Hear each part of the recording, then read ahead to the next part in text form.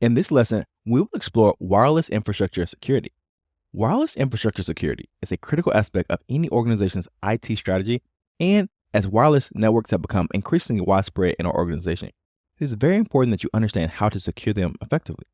So, in this lesson, we will dive into the importance of wireless access point placement, site surveys, and heat maps to ensure that your wireless infrastructure is secure.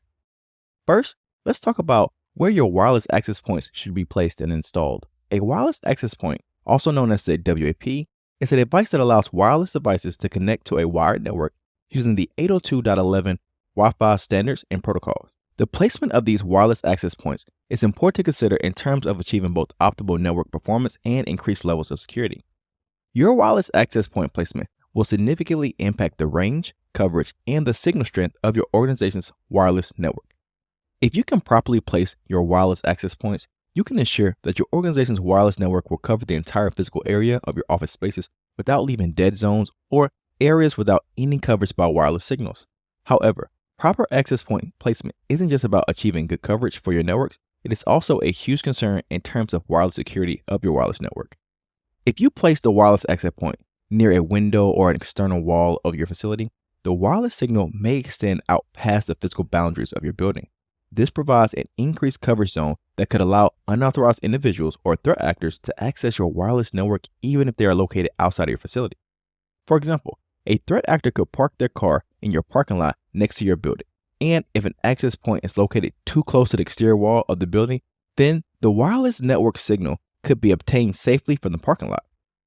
For this reason, you should normally place your wireless access point near the center of the facility and away from the windows and external walls to minimize the risk of unauthorized access.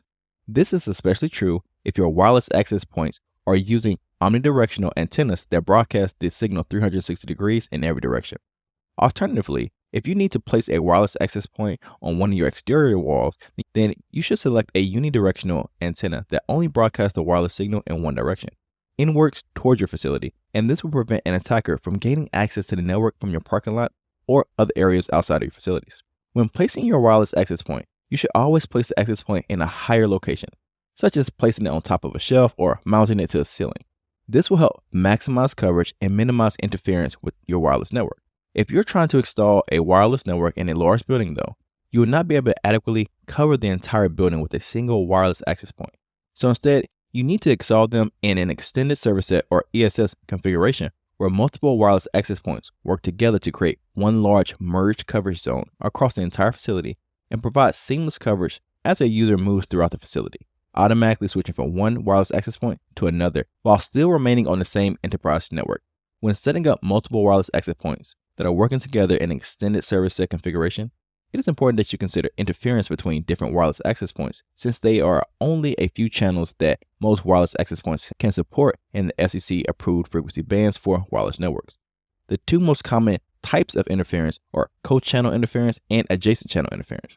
With co-channel interference, you start to experience interference because there are two wireless access points that are providing overlapping coverage in the same area, and they are using the same channel or frequency bands to create their coverage areas. Because of these two access points using the same frequencies or channels, it will cause those signals to collide, and then the data must be retransmitted again and again until it successfully is transmitted. This retransmission will slow down your wireless network since it is adding additional traffic to your wireless networks. On the other hand, adjacent channel interference will occur when the channels selected for your adjacent wireless access points do not have enough space between the channels, which causes some overlapping of the frequencies or signals being transmitted, which can cause a significant number of errors and loss of bandwidth. For example, if two access points within range of one another are configured in the 2.4 GHz band with channels 1 and 6, they will not overlap. But if a third access point is added using channel 3, it will use part of the spectrum used in both of the WAPs, and all three networks will suffer from interference. This is because in the 2.4 GHz band, there are only 11 frequency bands or channels that are allowed to be used. Each channel from 1 to 11 is considered to be 22 MHz wide, but there's only 100 MHz of total frequency bands available, so there's a lot of overlap between the different channels. For example, channel 6 operates a 22 MHz channel centered on 2.437 GHz.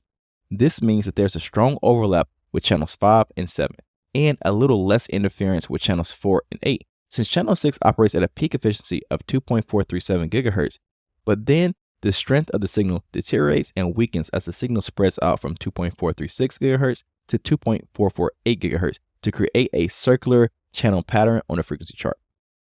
For this reason, you should always select channels 1, 6, and 11 if you're operating in a 2.4 GHz wireless frequency band, since these channels do not overlap with each other and they will not interfere with each other. Now that we have a little interference theory covered, let's move into the more practical side of figuring out if you have interference in your wireless network and if your wireless access points have been placed in the right locations to provide us with the best coverage. To do this, we'll perform a site survey and create a heat map. A site survey is a process of planning and designing a wireless network to provide a solution that will deliver the required wireless coverage, data rates, network capacity, roaming capability, and quality of service levels.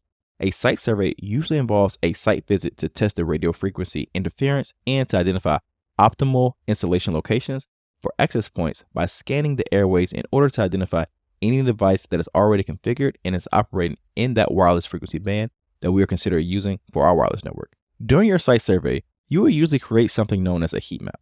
A heat map is a graphical representation of your wireless coverage, the signal strength, and frequency utilization data at different locations on that map, with each individual value being represented as a different color. Heat maps are really useful when you're trying to troubleshoot coverage issues or dead zone areas that have no coverage, as well as determining any areas where the signal strength is too strong. Also, these heat maps are useful in identifying the areas where your wireless network signal may be leaking outside the physical boundaries of the building and could potentially allow for an attacker to gain unauthorized access to the network. For example, if you were hired by a company as a cybersecurity consultant to determine the proper configuration and placement of their wireless network, you should first conduct a site survey to identify the optimal locations for the wireless access points by determining what other wireless networks are already nearby. Then, after installing the new wireless access points, you should create a heat map to visualize the actual coverage of the network. The heat map should show that the signal is strong in the central areas of the building, but weak near the outer edges. This might indicate that additional WAPs are needed near the edges of the building, and use some unidirectional antennas to focus the signal back into the building instead of letting it leak outside of the building. On the other hand, if the heat map shows that the signal is leaking outside the building, that will indicate that the wireless access points need to be repositioned to prevent unauthorized access from outside the building. Or the signal strength of those wireless access points may need to be decreased so that the signal remains within the walls of your facility. So remember, the placement of your organization's wireless access points is crucial for ensuring the proper network performance and security for your wireless networks. The wireless access points should be placed in central locations within the building and remain away from the windows and external walls. A site survey is an essential step in planning a secure wireless network, and you should create a heat map at the end of your installation to show a graphical representation of the coverage area and strength of your wireless network signals. These heat maps can then be used in areas where coverage is too weak, coverage is too strong, or coverage is leaking outside the walls of your facility.